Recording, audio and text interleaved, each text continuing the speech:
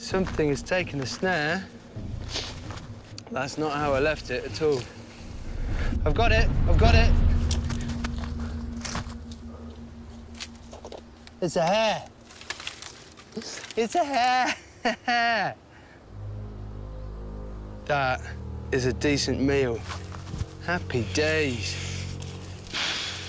Kazakhs eat hare on a regular basis. They're abundant in this area and therefore they're a good source of food for me. To rise above onto the rooftops of essentially that maze and realise that it did look like a brain. Almost felt like the universe giving me a little clue that I'd been stuck in my head. And I wouldn't necessarily say that the analogy has to stretch that I'm now in my instinct, but, you know, things do go your way when you come from a more instinctive place, and catching something like this is probably quite a good sign that things are going my way now. Oh, look at that. That is so good. It's succulent, just beautiful chunks of moist meat. It tastes like rabbit from the best restaurant in London. Because I'm getting pretty hungry. I need to find something for my fishing line to use as bait. So I'm walking along the shore of the river, and there's some dead fish in the area that washed up ashore. Oh, man. Yeah, that's rotten. Some freshwater fish are known to like rotten meat. I'm gonna put this on a fishing line, bait on a stick. And I'm just gonna ease this down so the fish rise in the water. And that's basically it. I guess every once in a while, just sitting here like this, fishing, you know, under the stars, it's not too bad.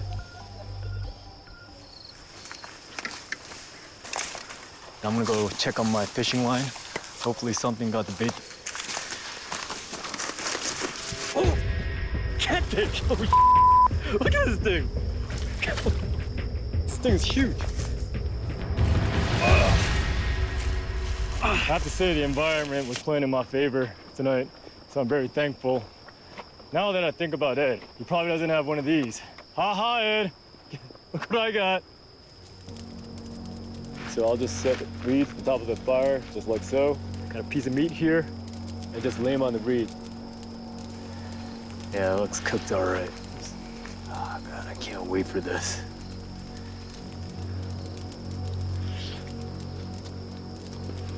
Oh, God. Oh, that's so good. Such quality fresh fish. It really is good. Being out here, it, yeah, it makes me learn a lot about myself. You know, normally I got all the technology, the computers, you know, the cars, anything you want, you can get in a normal average day, right? But out here, all that's taken away from you, and you're forced to live without it. So I think, yeah, I do get to learn a lot about myself. It's the end of day 3, and I've probably made 20 kilometers today, and I'm not exaggerating. In terms of actual distance that I've covered, I can't help but think I'm in a good place. Day 3 was a very, very good day.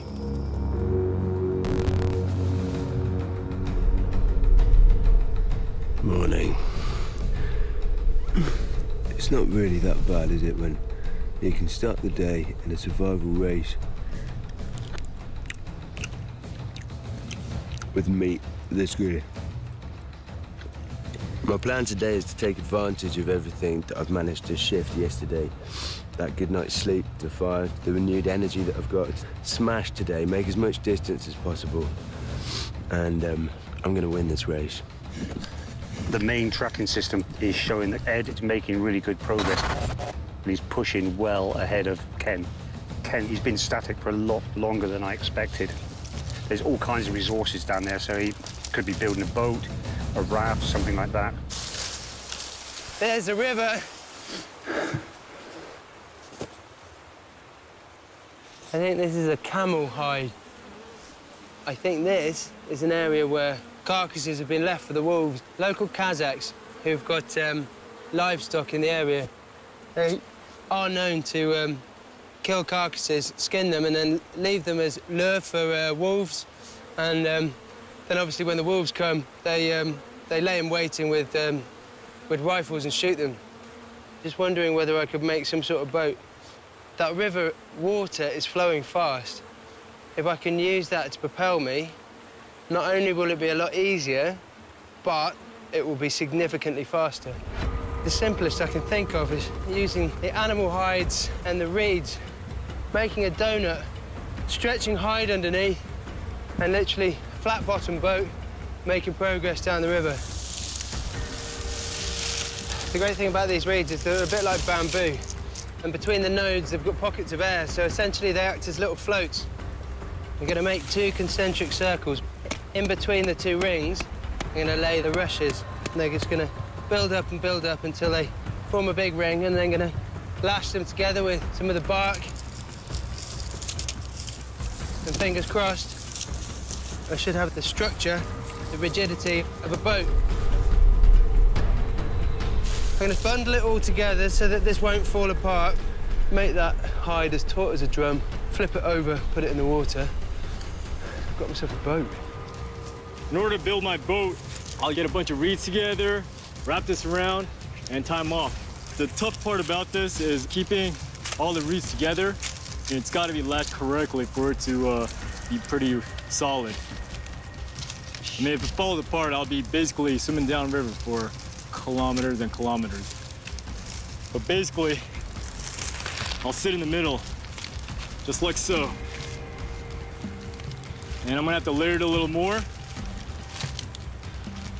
The sides will come up a little bit, and I'll have an oar with a double paddle. At least it looks cool. If it falls apart, I'll go for a swim. I have got Fred Flintstone's boat. I think I was always going to get a slight odour of camel, considering there's quite a lot of rotting camel flesh on this already. But the final thing I need to do is make a paddle, and I've literally cut this Y-pole straight off the tree. And if you think about a duck's foot, ducks have toes, but between the toes they have webbing, and that's what allows them to have propulsion through the water. I just need to cover this in an artificial webbing. So the trousers are going to be sacrificed. That's my paddle. As much as the boat is finished, I've made the decision. I don't want to paddle into the night. There's too many unknowns. And so I'm going to sit it out tonight and just go for it, hell for leather, tomorrow. Oh, God, it's horrendous. There's no way I can sleep here. Oh. Just the proximity to the river. Mosquitoes everywhere. They're in my pants, they're in my shirt. Oh. It's gonna be a long night.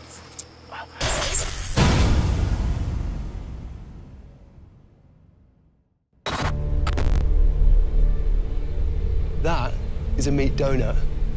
A meat donut that I'm very proud of. This could be the difference between winning and losing. The question is, will it float with me on it? It's floating, and it's floating well. The water is much more powerful in the center of the channel than it is at the sides, and I'm already starting to pick up speed.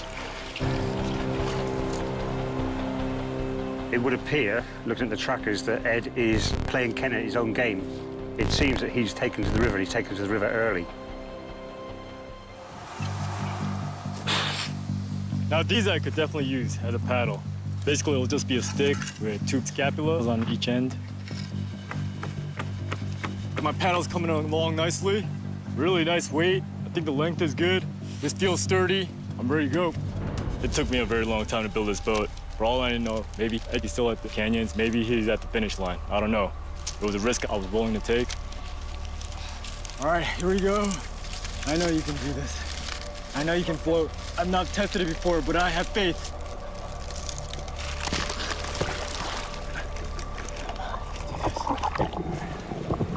I'm floating. I need to keep the bow above the surface, but it's floating. I'm on the Uli River! My design worked! It's floating! Until I see the sand dunes. The plan is to keep paddling. The end is most definitely in sight. I can smell it. Well, that might be actually my boat that smells. But Woody smells quite similar to my boat, so it could be him as well. On the last check, Ken was about 800 metres behind Ed. This is his element, this is his home. Ed's going to have to work very, very hard to keep ahead of him. Woo!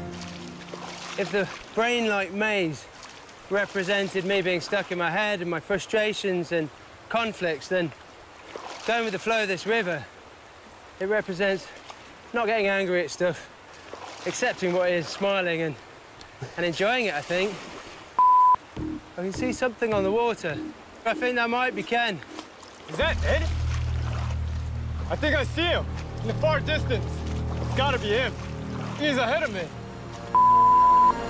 He's making ground on me, which means that he's built a boat which is faster than mine. So I'm gonna go to the edge and I'm gonna try and run the last bit. I saw Ed get out of his boat. He's walking on land. There's no point of going there. It's a dead end. I could get as close to the sand dunes as possible from the river. I'm gonna park this on the shore and run for it. You've got Ken on the river using his strength, his area of expertise on the water, paddling away. And you've got Ed up there now who's taken to the land.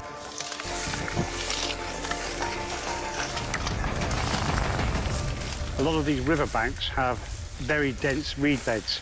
That could really slow him down. He needs to have, an exit point straight onto this open sort of plain. Twice my height and thicker than ever before. Might as well be back in the maze again. If I can climb up this pole, I can potentially see the way out.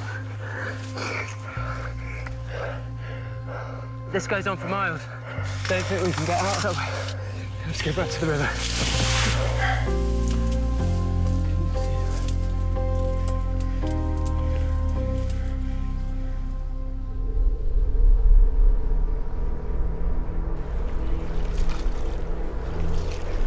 I'm not sure if it's a fork in the river or an island. I think it's just an island I could go around. I think I'm gonna stick with the right. Yeah, it's a risk. I've had to come back to the river, but my boat has obviously floated off because it's not where it was.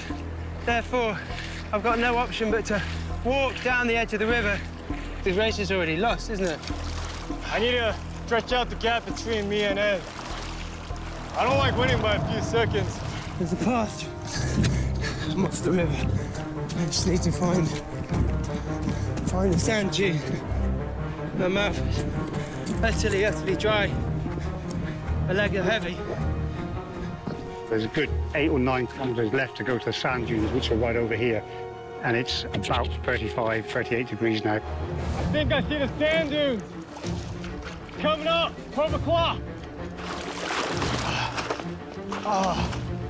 Oh, cramps in my leg. I can see the sand dune up ahead. It's not far now. Ed coming in now, he looks absolutely shattered. It's really frustrating not being able to run full speed. The cramps are killing me. The only thing I could do right now is not stop for anything. It really is neck and neck at the moment, and I think it comes down to the individual's stamina. It's not enough to complete the race. You gotta win it to make it count. For some reason, I can hear my dad's voice inside my head. Which is strange because my dad's been dead for 20 years. But I can feel him here. And he said, come on, boy. I can see the car ahead of me on the dune. I don't know if I'm first or not.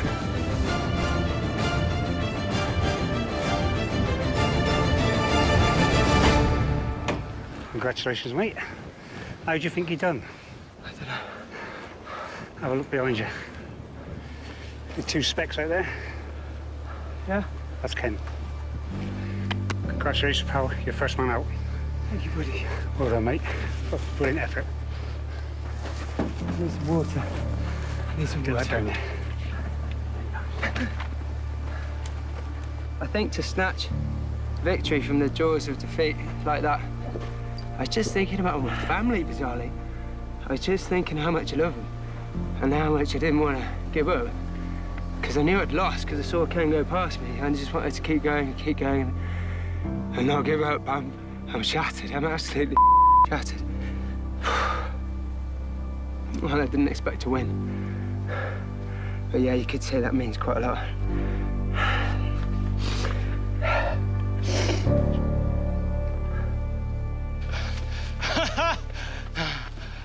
Excellent, mate. How do you think you've done? First man out. You reckon? I'm sorry, I'm going to have to disappoint you, pal. He's pipped you literally just at the post. Well done.